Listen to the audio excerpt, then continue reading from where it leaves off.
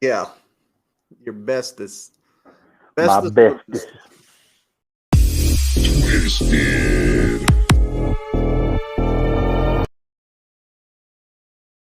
Twisted. Let's do it. Right.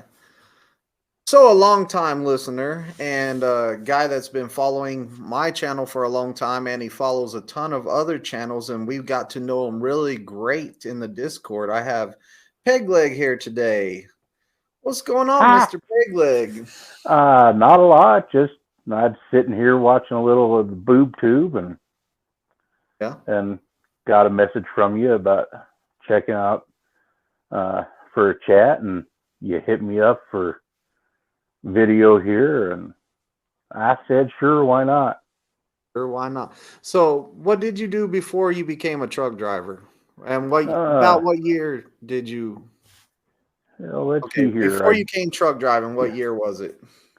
I started driving in 2002. 2002. Yeah, 2002. I drove for the Not So Swift company, and excuse me, uh, was there 2.5 years. Then went to another company called Western Freightways, which is now out of business and owned, excuse me, by New Century out of New Jersey. And before that, I had, uh, let's see here, it was three or four jobs. I started working in the airlines in 1997, working for a contractor that contracted for Continental Airlines in Denver. Spent four 4.5 years with them, um, working in Denver and Dallas Fort Worth. I worked at those two airports, which were was a pretty fun job. Then What made left you that. decide to come? What made you decide to come to trucking? Like, what? Where did the trucking get Uh, involved? Like, did you have a yeah, friend, or how did you uh, even hear of trucking? my uncle actually had been in the trucking business since I was a kid, um, and was just always interested in it. And he uh, he had his company out of Mississippi and would ride. I would ride with some of his drivers to go home and see family in Mississippi as a teenager, and was just always interested in how those guys got around the U.S. and what they carried and all that good stuff. So that's where my interest in trucking came from. And back then, there probably was. How hard was it to research a company to get your CDL back then? Because Uh, like technology was there, but yeah, it's not what it is today. Like, how did you yeah. choose Swift over any other company to get trained at? Actually, I went to a few job fairs uh, at the stadium where the Broncos play football. I talked with several moving companies like Mayflower, um, United Van Lines, Johnson Moving and Storage. Talked with them. Uh, wasn't necessarily great pay for them. Uh, and I talked with a Swift recruiter who unfortunately made a lot of promises that I have come to find out a lot of. It's not that all recruiters lie, but they don't totally give you the entire picture. Yeah. Um, Probably because they haven't ever lived the life, but they also have the job of getting you into the company. So it's not that they're necessarily being deceptive, but they just not may not know exactly what to tell everybody. So it's not, back when I got that job with Swift, researching the companies was a little more difficult because the internet was in its infancy, and a lot of information like Google and Yelp reviews and stuff like that, they weren't so readily available. So you had to go to each company's website and read through their website, which is a lot of company propaganda. You know, we're great, we're wonderful, we train you to do this and this and this, and may not always be, well, it's truthful to a certain extent, but every company in its own regard wants to make itself look like the best place to go. Yeah, and a lot of recruiters, their job and their money depends on how many people they bring here. So they might make that that pot of gold at the bottom of the rainbow a lot better than what it really is. Yes. But yes. you know, and that's the trucking game right there. Like your best way to find out the truth is find some drivers that work for that company and go out to those truck stops and talk to them, in my opinion. Yeah, yeah. And I wish I had done that, but you know, there were not very many truck stops in the Denver area at the time. And they were not necessarily in the safest part of towns either. So it was not scary, but, you know, just kind of, you know, do I want to go there? But, you know, as I got into the trucking industry and found out what truck drivers were like, I found that, you know, they're not necessarily, the truck stops themselves are not as scary as one may think.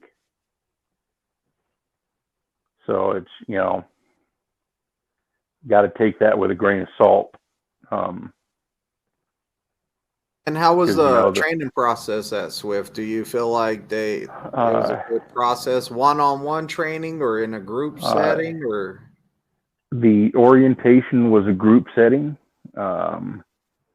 When I went into the Swift terminal in Phoenix, there was probably in between 80 and 100 people in the room for orientation. So they did bring in a lot of people. Then I did what Prime calls the flatbed boot camp. Swift had one of those, and so I did that and got on with a mentor, is what Swift calls them. My first mentor was, for lack of a better word, he was not good. Made a couple of accusations of me threatening him physically, which did not happen. And so I ended up getting on with another trainer who was real good. Showed me a lot of the ropes. Got me trained up real good doing flatbed work. And then got into my own truck. That took about all said and done about 7 weeks before I got into my own truck. So it was kind of a long process, but a lot of good information. So you were real knowledgeable about all the chain and strapping and all that stuff, and yeah, chains, straps, tarps, you know, anything it took to secure the load. So how many years were you total at Swift? Well, actually about, I said earlier 2.5. It was actually right at about 2, maybe 2 years and a month before I went to that other company. And what happened at the next company you went to? They were a dry goods carrier, LTL work, less than trailer load. and treated real good there. I went from making 27 cents a mile as a flatbedder at Swift up to making 37 cents a mile plus $20 a stop for this LTL carrier. And I was getting anywhere from about 8 to 15 stops each direction. I'd go out for 3 days and come back for 3 days. So a total of about anywhere from 16 to 30 stops, and getting paid for each one of them. A lot of stops. Yeah, So yeah, it was. So the grass it was sounds work. greener on the other side. It, for me, luckily enough, it was. It did not die in the fall and turn brown. They treated me real good there. I'd be out for 5 or 6 days, come home on the weekend, and get a 34-hour reset every week, which, At the quite house. frankly, I'm sorry? You got the 34-hour reset at the house every week. Yeah, and quite frankly, I could have, just come in and taken another load straight out of the yard and gone out to the West Coast, come back, picked up another load, gone out to the East Coast, come back. So they had a lot of stuff that, I went everywhere in the continental U.S. So the only 2 states I never took my truck to that are only one in the contiguous 48, which was Vermont, and then also never got up to Alaska. But with my airline work that I did, I've been to Alaska and Hawaii. So actually Vermont and Maine. Sorry, I've never been to Vermont and Maine, but been to 48 other states in the 50. You need to touch ground on those two states, and you're straight. You've been everywhere in the U.S. Yeah, I've been everywhere, man. I've been everywhere. Sorry. How long were you at that company? I was there for, let's see here, 5 years, because I drove total just shy of 8 years total. So then I started having health problems and got my diabetes all out of whack and just couldn't get it back in. Couldn't get my diabetes back under control before I lost my CDL. My CDL expired without my DOT card. And so I had to go back to the regular Class R license. That's what happened to the CDL. Yeah. So it's hard to eat healthy and be healthy over there. Yes. On the road. You have to really be cautious and thinking about what you're putting in your body and how much you need to work out and all that stuff. If you're not doing that, it's hard. Yeah.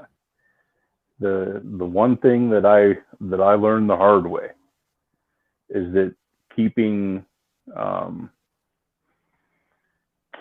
food on the truck to eat, soups, vegetables, salads, a healthier food will also save you a lot of money in the long run. Instead of eating fast food every meal. Any way to save money is great too. So making your own food, and the only bad part is like a lot of vegetables and fruits and stuff like that will go bad quick on a truck. They don't keep very long. Yeah. All that bumping around and stuff, like shaking, hitting that freight shaker. Yeah. And that was the first truck I ever drove. Was a freight shaker FLD. It was an old long-nosed block front Freightliner. So you never got your diabetes in enough control again to get back there in the truck and get back out there and do it? Yeah, unfortunately not. I ended up on insulin, and at the time they did not have the insulin waiver that you could, from what I understand, you can get an insulin waiver now if you're on insulin. You'd have to talk to your primary care doctor to start going through that process before going through your DOT physical. It's some kind of waiver I think you find on the FMCSA website. Yeah, and I don't know too much on that. I haven't looked into it too much, but I know I used to be like, oh, diabetic, you can't be a trucker, but I'm seeing a lot of diabetics coming in right now and becoming truckers. So to me, that's a good thing. Yeah, that's the one thing about being diabetic. You can, so long as you are not insulin dependent, you don't have to get that waiver. From what I understand, it's a little bit of a process to get that waiver, and could take 6 or 8 months, maybe a little longer. I'm not real sure, but you know, that'd be worth checking with your primary care doctor to see about doing that. So how'd you get the name Peg Leg? That was something I just purely made up on my own when I started looking into YouTube. Just I put up a picture of my prosthetic and said, okay, it's a peg leg, so that's going to be my name on here. And there you go. I remember when you were in one of my earlier lives and stuff, and I thought that you were this other driver that I met over the road at Prime, and he only had one leg. So whenever I saw that, I was like, and he went by Peg Leg also. He drove trucks with one leg. He went by Peg Leg. So like I was all like, oh, Peg Leg. I remember I met you at the Sam's Club, and you're all like, nope, different guy. I was like, oops, not bad. Yeah, I promise I wasn't lying to you. So whenever you lost your leg, you kind of said, you know what, it's time to maybe, do the whole disability thing, or was it whenever your eyesight started getting bad, you decided, hey, I'm going to do the disability thing? I did start trying to get on disability for short term when I lost my leg. And then it was about 1.5 years later that my eyesight started to go. And I was rejected with my first application into for disability. I got a lawyer that specialized in Social Security disability stuff. And then when my eyesight started to go, we amended my filing for disability, and then I was able to get onto it. It took 2 years to get a hearing with a judge to be able to finally get on to disability. And then I had to wait another 5 months before I actually started receiving benefits. So it was a 2.5-year process to get on disability. So.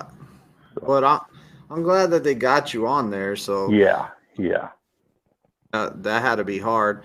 I didn't know if you had a job after trucking for a while, or if you went straight on to disability. So I was kind of curious about that too. Did you do any like warehouse work or anything else like that while in between trucking and?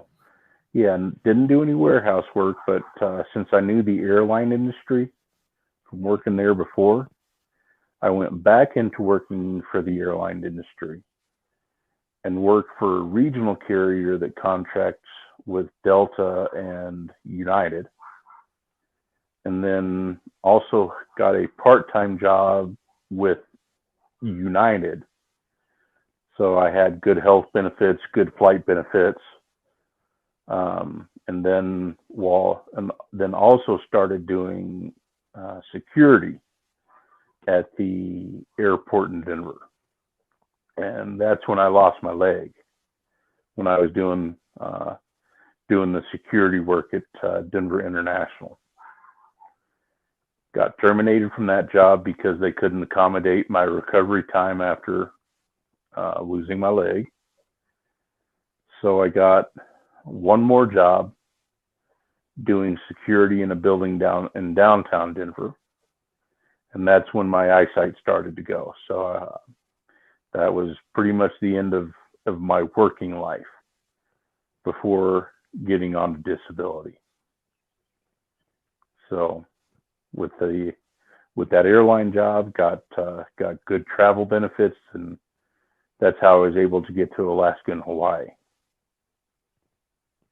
And so now, oh, my bad. Go ahead. No, thank you, sir. That was going to Alaska and Hawaii was pretty fun.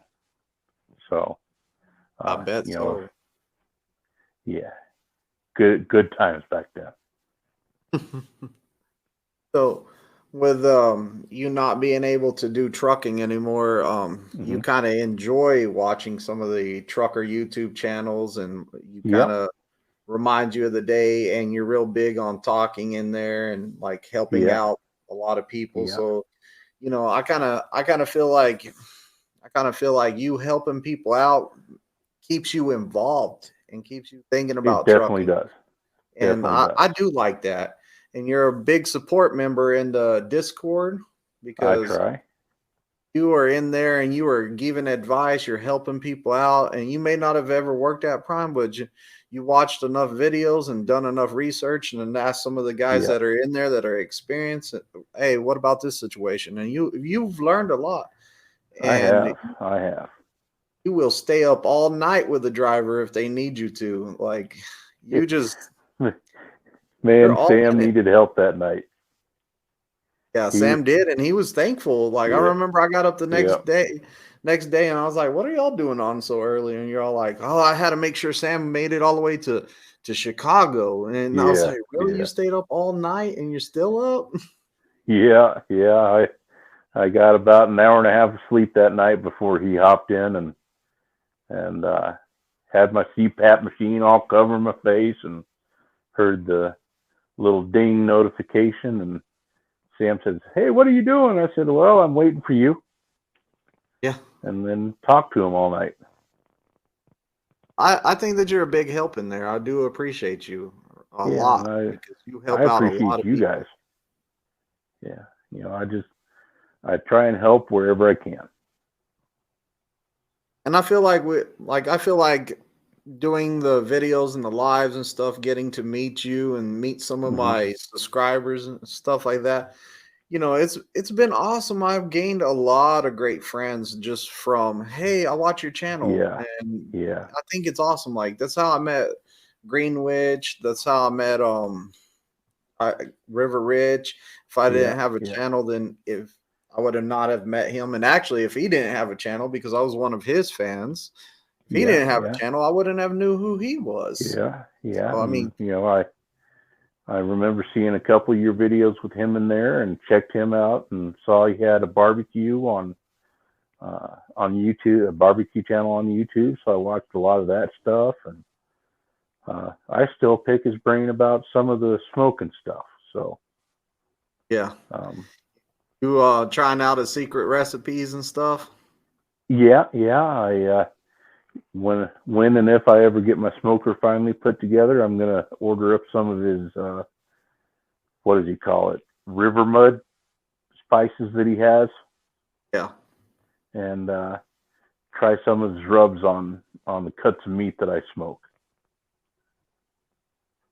Good, I'm sure. Especially since you have access to them at any time. Like, hey, what do I need to do now?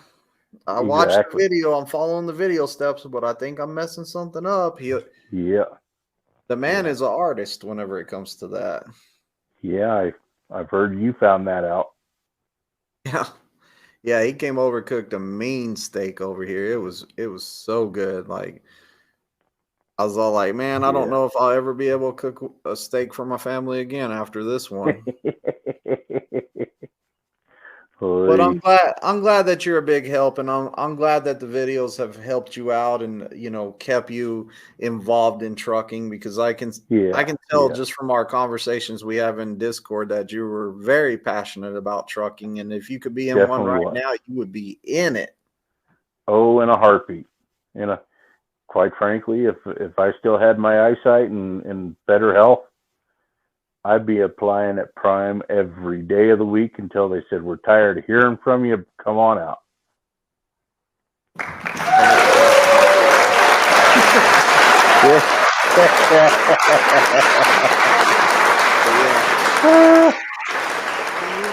have time to research all the companies, and from what you were telling me is most of the channels, I think more channels you watch of Prime than any other company. So that's saying something right there. Yeah, I have looked at some of the other channels you watch because we were talking about it in Discord. So I was like, you know what? Let me find out what you're watching. So I looked at some of the other channels that you watch, and you got you some owner ops. Got the big Western Star truck guy. I mean, like a bunch of great channels too. I started watching some of them because I was typing them out. The one, as soon as you would tell me, I'd type it out, subscribe, so I can go back and watch it. The only one I didn't is the airplane. I was like, I don't know nothing about it. The but rebuild rescue guy. So now I know about the airport. So hey, I know that's why you watch the airplane guy, because you worked at an airport and it has your interest. You're interested in it. And but guys, this is Peg Leg for everyone that's been to my channel. See them in the comments, and don't forget, we're gonna end it right here. Like, comment, and subscribe. Knowledge is power. And also, Peg Leg is gonna tell you how to ring that bell. How do you ring that bell, Peg Leg? If I had my leg here, I'd pick it up and say, use that leg to ring that ding dong bell. Oh, and Hey everybody, hit that like button, borrow my leg to smash that ding dong bell. Oh, and if you ain't subscribed, go ahead and subscribe too. That's a famous red couch, by the way. Still enjoying the great content? Click that next video right there to keep yourself informed. Knowledge is power. Make sure you like, comment, and subscribe to every video. Also, make sure that you're dropping that referral code on that driver application, COXDJO.